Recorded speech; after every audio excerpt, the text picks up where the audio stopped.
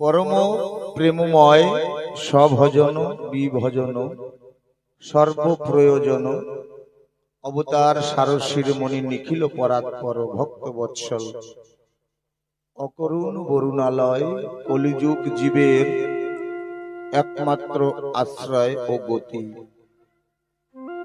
পতিত পাবন দয়াল শ্রী হরিচাঁদ ওরাকান্দি বিহারী পতিত উদ্ধারণ সর্বকারণ প্রেম চিন্তা দাতা শিরোমণি পরম কাননে পরম দয়াল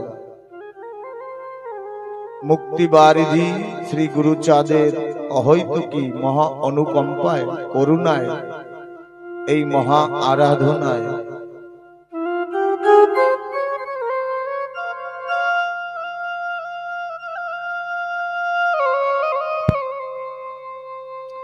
অনুরাগে ভজনে এই পাবন শুভ অবসরে এমভি 48 নং গ্রামে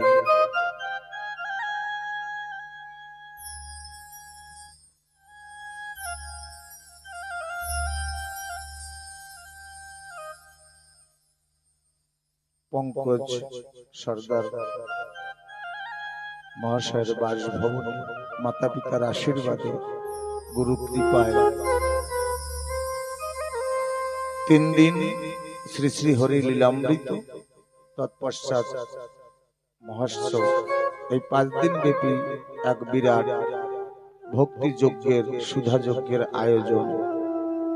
উক্ত আয়োজনে আজ দ্বিতীয় রজনীবা দিবস।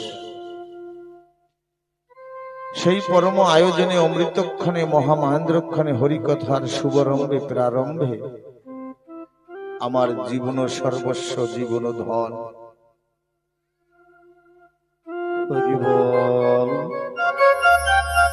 প্রাতঃস্মরণীয় পরম বন্দনীয় শ্রী গুরুর পাবন চরণারবিন্দে বরাদ্দ কোটি দণ্ডবৎ প্রণতি। ঠাকুরের স্নেহ ভাজন প্রেম ভক্তি জগতের আচার্য কুলতিলক সাধুগুরু বৈষ্ণবজন গুণীজন আসরে ধর্মশীলা শ্রদ্ধাশীলা মমতার মূর্তি মাতৃশক্তি দৈবী শক্তি সকল জননী চরণে অধম দীন সন্তানের ভক্তিপূর্ণ প্রণাম।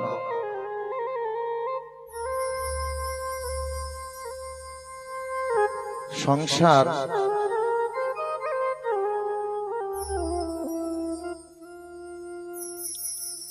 অথই সাগরে প্রেমই একমাত্র নির্ভীক সত্তা। আমার এই ক্ষুদ্র মানব জীবনে প্রেম ভক্তি ধারণ করার মতো ক্ষমতা আমার মধ্যে নাই। মানুষের ভালোবাসা নিয়েছি সত্য, মানুষের পূজা পেয়েছি সত্য, কিন্তু মানুষকে ভালোবাসতে পারি নাই। শ্রী শ্রী হরি লীলামৃত জীবকুলকে কুপথ থেকে সুপথে আনে। লীলামৃত প্রেমের কথা শ্রবণে যায় মনের ব্যথা। মহাজন পাশে বসে মনের হরসে শুনিলে গুণগাথা। কিন্তু আমি নেই মহাজন, রিপুর অধীন মন। এই মুখে কি বর্ণিব হরি কথা, কিবা কব আমি বড় অভাজন। প্রেমহীন মূর্খ আমি, তুমি তো অন্তর্যামী। পতিতের নিয়েছ তুমি ভার, আমারে জীর্ণ তরি আপনি হও কান্ডারি অচল, তরি তুমি করো পার। সর্বসিদ্ধি দাতা হয় হরিভক্তগণ, তোমাদের কাছে তাই এই নিবেদন। হরিভক্তগণের সবে করো আশীর্বাদ, হরিগুরু লীলামৃত প্রসাদে যেন পুরে মনসাদ। ভক্তের পরশ বড়ই সরস, যদি লাগে গায় কোটি জন্মের পাপ তাপ দূরে চলে যায়। তাই সকল ভক্ত জনা করিয়া দান কৃপা কনা, আশীর্বাদ করিলে দান গাইতে পারি হরি গুণ কীর্তন গান।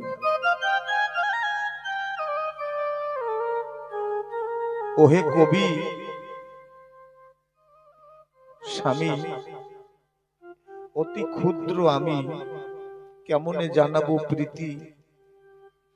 কোন গুণে বলো বাসনা সকল?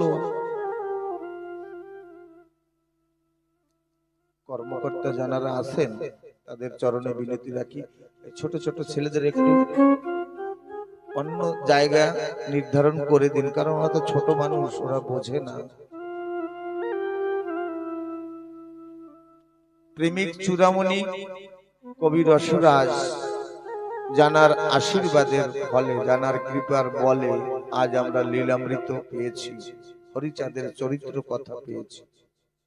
ওহে কবি স্বামী, অতি ক্ষুদ্র আমি, কেমনে জানাবো প্রীতি? কোন গুণে বলো বাসনা সকল পুরাইবে বিশ্ব স্বামী? হে চির মহান কর কৃপা দান, উদ্দেশ্য পুজিব তোমা। তুমি কবি ধন্য, আমি যে নগণ্য, আমারে করিও ক্ষমা। দয়া করে মোরে শ্রীপদ নখরে ভ্রান্ত মুড়ে দাও ঠাই।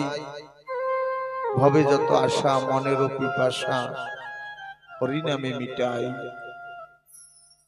তুমি কবি গুরু, আমি অতি ভীরু, কীটস্য কীটেরও সম।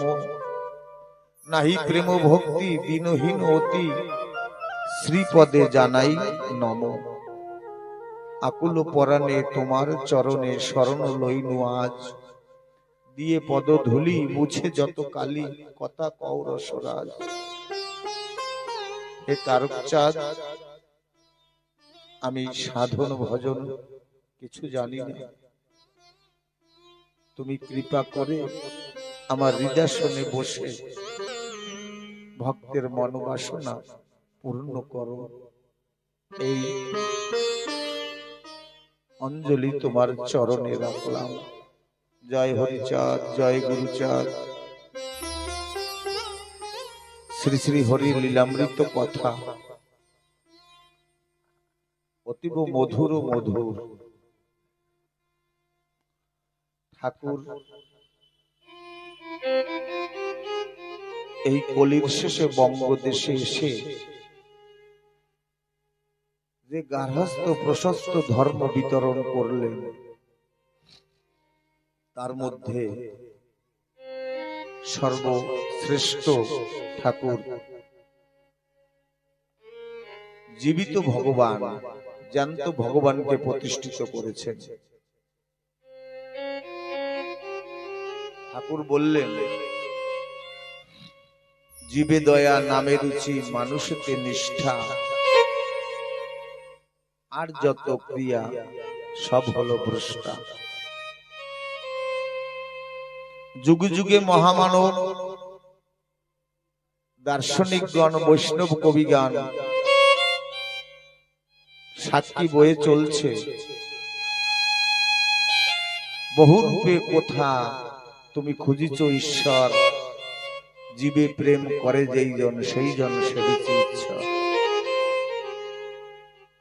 তাই কবি চণ্ডীদাস যিনি উচ্চ কণ্ঠে বলিলেন, তিনি সবার উপরে মানুষ, সত্য ইহার উপরে নাই। এই মানুষকে প্রাধান্যতা সাম্যের বাণী আমার হরিচাঁদ গুরুচাঁদ শুনিয়েছে বা শিখিয়েছে। সেই সাম্যের বাণীতে আমার ঠাকুর মাতা পিতাকে প্রথম স্থান দিয়েছে। মাতা পিতা গাছের গোড়া, হরি গাছের ফল। গোড়ায় জল না ঢেলে যদি আগায় ঢালো জল, তাতে মিলবে না কোনো ফল।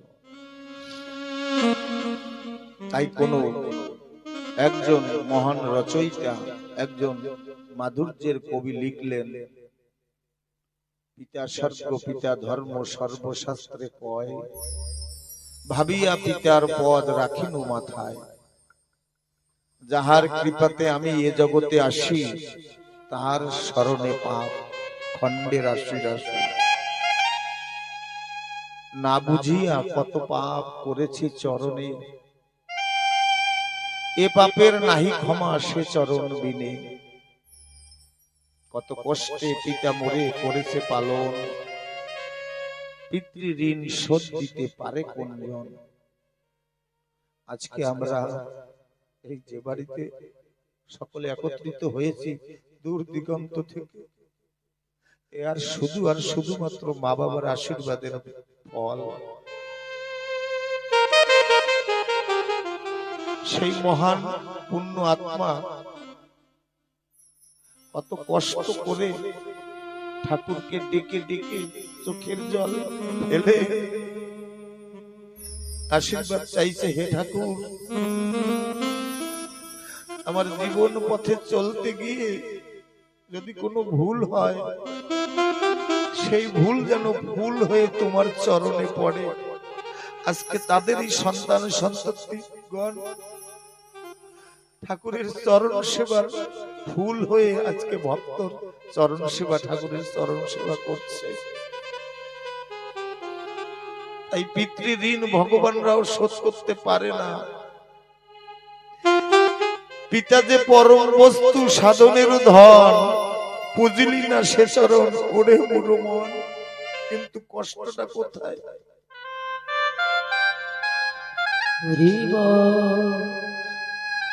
বাবা যখন ছিল তখন বাবাকে আদর করে একটু ভালো খাওয়াতে পারিনি, ভালো পড়াতে পারিনি। আজ হে ঠাকুর তুমি সকল কিছু দিয়েছো, যার কৃপায় দিয়েছো, যার আশীর্বাদে পেয়েছি, আজ সেই মানুষটা নাই।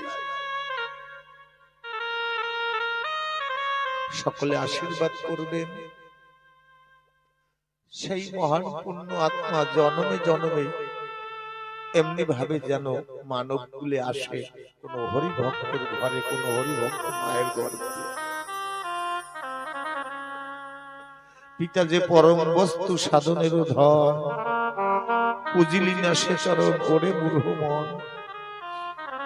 মায়া জালে হয়ে বন্দি সে সব ভুলিলি, ঘরেতে রাখিয়া ধন বাহিরে খুঁজিলি।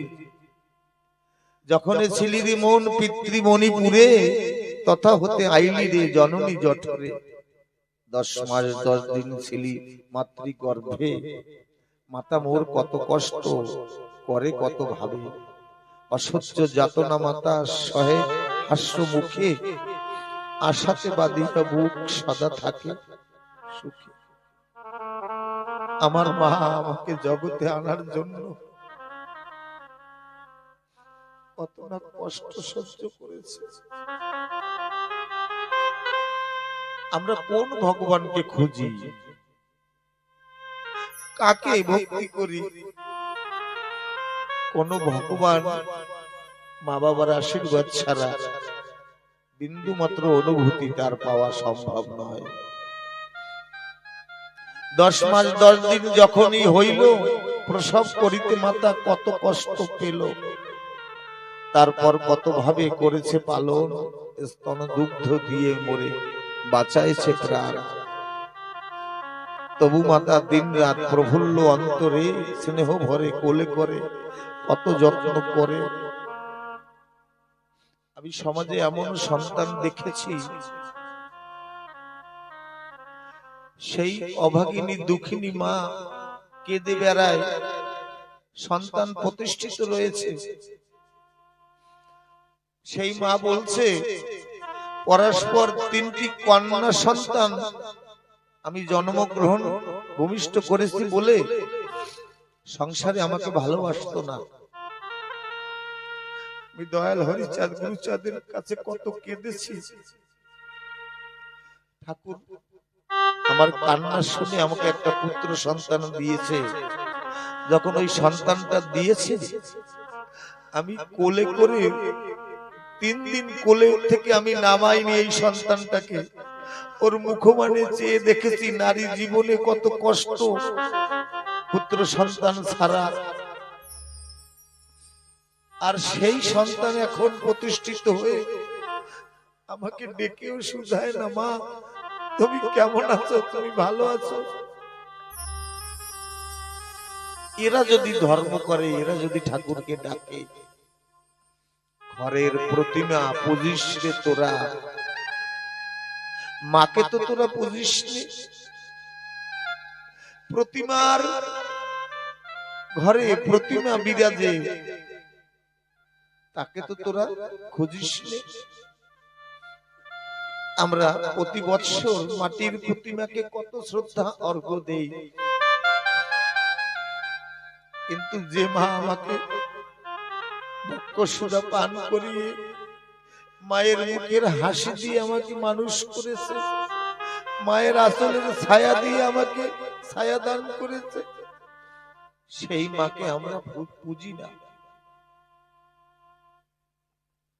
এই জগতে আমার হরিচাঁদ গুরুচাঁদ ঠাকুর সেই আদর্শ জীবকুলকে প্রদান করে গেছে।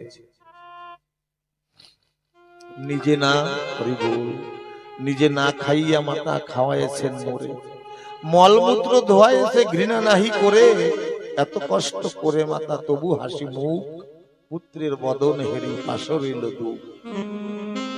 মা শব্দের তুল্য দিতে আর কিছু নাই, ওই চরণে গয়া গঙ্গা সবকিছু পাই।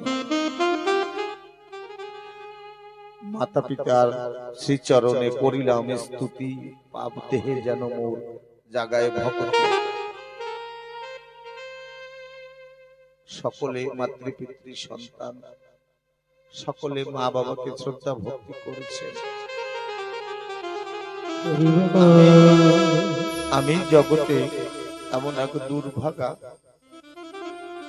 মনপ্রাণ খুলে মাকে বাবাকে শ্রদ্ধা ভক্তি করতে পারিনি। আজ মনে বড় ব্যথা। সকলে আশীর্বাদ করবেন, আবার যদি মানব তনু এই জগতে আসি, আমার এই মনোবাঞ্ছাটা যেন পূর্ণ হয়, মনপ্রাণ দিয়ে যেন মাতা পিতাকে ভালোবাসতে পারি।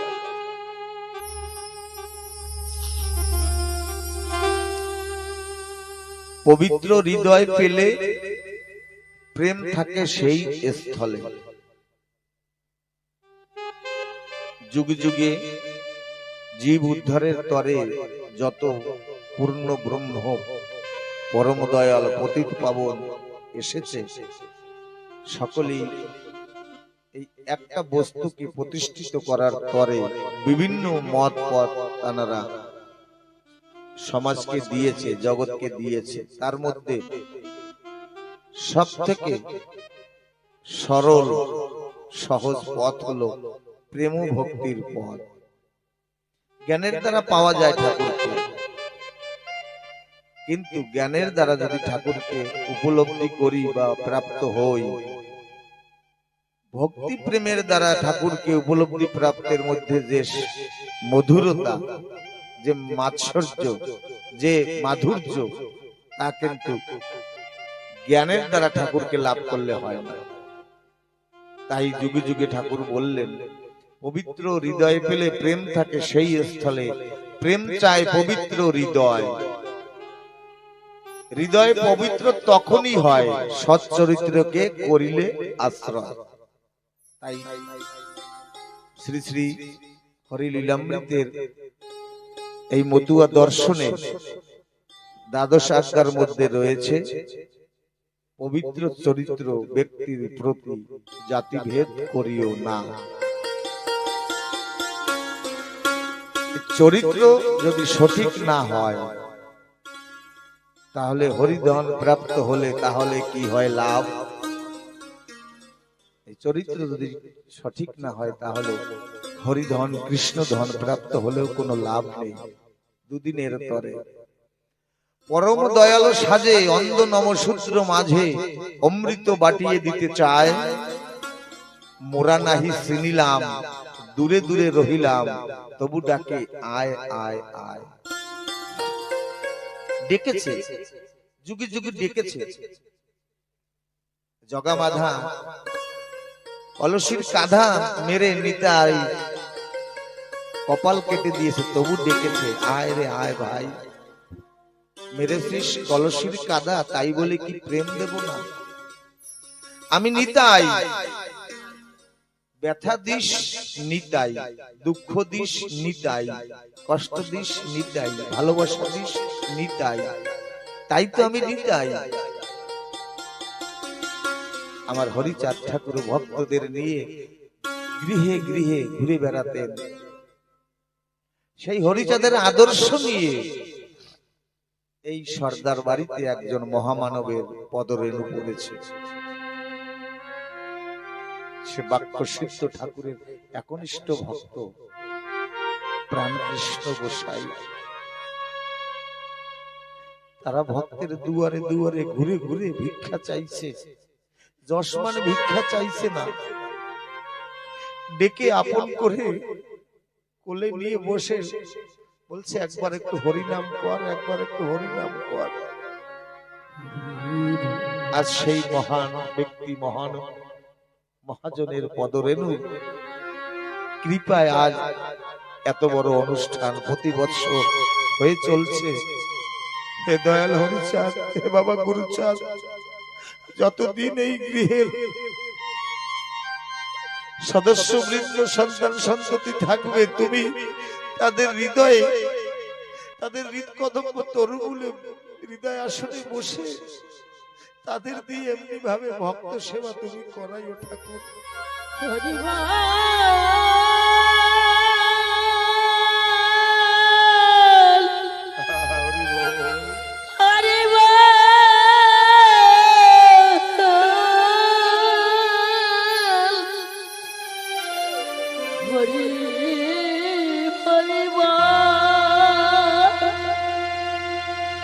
তোদের তরাবো বলে আসিয়াছি নমকুলে, তাতে তোরা দয়ার অধিকারী ছিল জগার বাধা, মেরেছিল কলসির কাঁধা, প্রেম দিতে করি নাই বাধা। ঠাকুর আমার পতিত পাবন কেন? ঠাকুর অতি নিম্নে নেমেছে, নেমে নিষ্পেষিত নির্যাতিত অবহেলিত মানুষদের আপন করে নিয়েছে, তাই তো ঠাকুর পতিত পাবন। ঠাকুরকে কত ভাবে মানুষে পরীক্ষা নিয়েছে, ঠাকুর কত ভাবে জগৎকে পরীক্ষা দিয়েছে। দক্ষিণ দেশ থেকে অনেক ভক্ত আসছে ওরাকান্দিতে।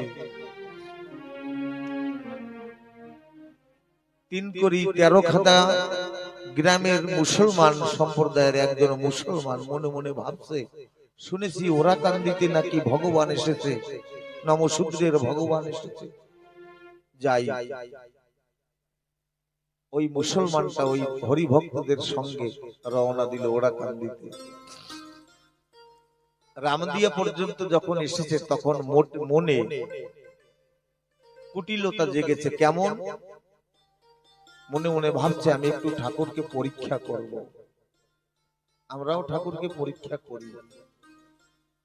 ওই মুসলমান ভক্ত রামদিয়ার বাজার থেকে ডাব নারিকেল কিনছে, আর ওই দোকানদারকে বলছে নারিকেলটা এমন ভাবে কাটবে ওর ভিতরের জল যেন না থাকে, সেইভাবে কেটে আবার ওটাকে সুন্দরভাবে পরিপাটি করে লাগিয়ে দিয়েছে। এইভাবে জল শূন্য ডাব নারিকেল নিয়ে এসেছে ওরাকান্দিতে। সকল হরিভক্তগণ বাবা গুরুচাঁদকে প্রণাম করেছে। অদূরে ওই মুসলমান দাঁড়িয়ে আছে, গুরুচাঁদ ডেকে বলছে, কিরে সকলে প্রণাম করলো, বলে আমি তো জবন ঘরে জবন কুলে, আমি মুসলমান, তাই অনুমতি না দিলে আমি আসতে পারছি না। গুরুচাঁদ বলল, আমি মুসলমান চিনি না, খ্রিস্টান চিনি না, আমার মা শান্তি মাতা তার নিজ হস্তে সুন্দর এই ভক্ত কণ্ঠহার সাজিয়ে দিয়ে বানিয়ে দিয়েছিলেন, আর গোলক পাগলকে বলেছিল, গোলক রে এই কণ্ঠহার তোকে দিলাম, এই কণ্ঠহার সকল বাজারে তুই মানুষকে দান করবি আর বলবি বিশুদ্ধ করঙ্গের হার, দেখবি যার গলে দোলে শত জনমের ভাই বলে নিবি তারে কোলে। গুরুচাঁদ ঠাকুর বলল, যে একবার এই পূর্ণ ভূমিতে ওরাকান্দিতে আসে সে আমার বাবা হরিচাঁদের ভক্ত হয়ে যায়, এসো। এই বলল, এই মুসলমানটা এসেছে, এসে ওই জল শূন্য ডাব গুরুচাঁদ ঠাকুরের হস্তে দিয়েছে, বলছে বাবা আমি তোমার জন্য ওই ডাব নিয়ে এসেছি। গুরুচাঁদ অন্তর্যামী, গুরুচাঁদ মন জেনে বলছে একটা কাজ করো, এই ডাবের জল আমি পান করব না। ওই যে মতুয়া ভক্তের সঙ্গে গিয়েছে তাদেরকে ডেকে বলছে, ও সাধু ও গোসাইরা তোমরা সাক্ষী থেকো, আর এর সঙ্গে সাথে সাথে গ্রামে গিয়ে তোমরাই নিজের হাতে এই ডাবটাকে মাটির নিচে লাগাবে। আর ওই মুসলমানকে বলছে যেদিন এই ডাবে গাছ হবে, সেই গাছে নারিকেল পড়বে, সেই নারিকেলের জল আমি খাবো, আমি কথা দিলাম। মুসলমান মনে মনে ভাবে এ তো সম্ভব নয়, আমি তো জানি আমি কি করে এনেছি ডাবটাকে। কিন্তু ওই হরিভক্তগণ ওই মুসলমানকে নিয়ে বাড়িতে, ওই মুসলমানের বাড়িতে নিয়ে ওই ডাবটা লাগিয়েছে। গুরুচাঁদ ঠাকুর বলে দিয়েছে তোমরা নিত্য সন্ধ্যায় এসে ওই যে নারকেলটা যেখানে লাগাবে একটু ঘুরে ঘুরে আমার বাবার নাম করো, আমার বাবা পতিত পাবন। এইভাবে খাটনি দিয়ে দিয়েছে। ওই মুসলমানের বাড়িতে এসে ওই নারকেলের ডাব, ওই ডাবটা লাগিয়েছে। মুসলমান মনে মনে ভাবে এই গাছে কি আর, এই বীজে কি আর ফল ধরবে? দিন যায়, ক্ষণ যায়, রাত যায়, কাল যায়, মাস যায়, বছর যায়। আস্তে আস্তে দেখে ওই নারকেলের থেকে একটা তরুণ চারা বের হয়েছে। আস্তে আস্তে ওই চারাটা বের হয়, আর ওই যে হরিভক্তগণ তারা এসে প্রতিদিন সন্ধ্যায় ওই চারার চারপাশে ঘুরে ঘুরে হরিনাম করে, চোখের জল দেয়। হরিভক্তের চোখের জলে ওই গাছটা দিন দিন উঠছে বেড়ে। 3, 3.5, 4, 4.5 বছরে গাছে নারিকেল ধরেছে। এত সুন্দর নারিকেল ধরছে। এই 4 বছরে ওই মুসলমানটার মন পরিবর্তন হয়ে গেছে। মুসলমানটা বলছে আমি তো পরীক্ষা করতে গিয়েছিলাম, সারা পথ ঘুরে দিবসের শেষে ব্যথার ডালি নিয়ে দাঁড়িয়েছি এসে। ওই মুসলমানটা মনে মনে ভাবছে আমি কোন মুখ নিয়ে বাবা গুরুচাঁদ তোমার সম্মুখে যাব? আমি তোমার সামনে সঙ্গে তো বাটপাড়িটা করেছি, আমি তোমাকে পরীক্ষা করতে গিয়েছিলাম। তবুও যখন ভগবানের করুণা হয় ভক্তের প্রতি, তখন ভক্তের মন পরিবর্তন হয়ে যায়, ভক্ত ভগবানের চরণে বিকৃত হয়ে যায়। দিন এলো, ওই মতুয়ার দল আবার ওরাকান্দিতে যাচ্ছে। মুসলমান বড় এক কান্দি ডাব পেড়ে বাঁকে করে বেঁধে ওরাকান্দি নিয়ে যাচ্ছে, আর পথে পথে চোখের জলে ভাসছে। বলছে গুরুচাঁদ আমি কোন মুখে, এই মুখ তোমাকে কিভাবে দেখাবো? আমি তো তোমার চরণে জন্মের অপরাধী হয়েছি।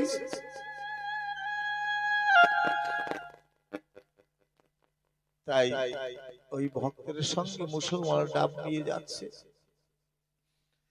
গিয়ে ওই ডাব রেখে গুরুচাঁদ ঠাকুরের চরণে মাথা নত করে বলছে, চোখের জল দিয়ে বাবা গুরুচাঁদের কাছে ক্ষমা ভিক্ষা চাইছে। গুরুচাঁদ কৃপার হস্ত বাড়িয়ে দিয়ে বলছে, ওরে আমি জানি আমি যুগে যুগে ভক্তের কাছে আমি কত প্রতারিত হয়েছি, আমি জানি। কারণ কি ভক্তকে বড় করেছি, ভক্ত আগে, ভগবান আগে নয়। আগে আমার ভক্ত, তারপরে ভক্তের ভক্তি, তারপরে হলো আমি ভগবান।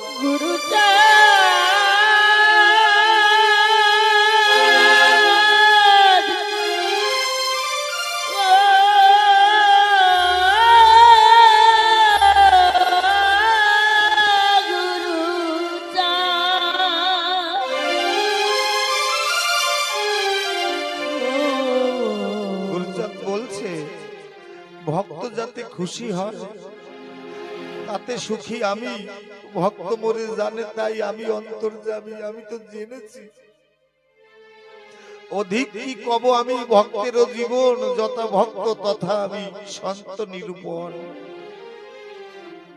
যে করে হরির চিন্তা তার যত ভার, নিজ স্কন্ধে লয় হরি জগত মাজার।